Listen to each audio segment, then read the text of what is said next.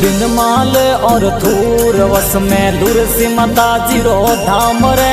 बिनमाल और थूर वस में रत्नगिरी माता रो धाम रे। हे शोवन मंदिर आप रात बाब नगरी रे माय रे। हर लूर पर्वत पर आप विराजा नाम लुरसी माय रे। हर जागो थे मारा सुंदा माता शरण नमावो शीश रे जी।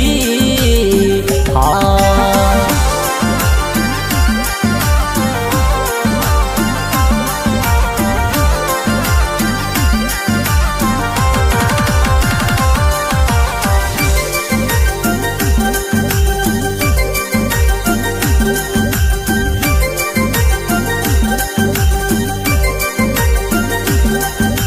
पास कई जे नदी गहरी निर्मल कई जे नीर रे।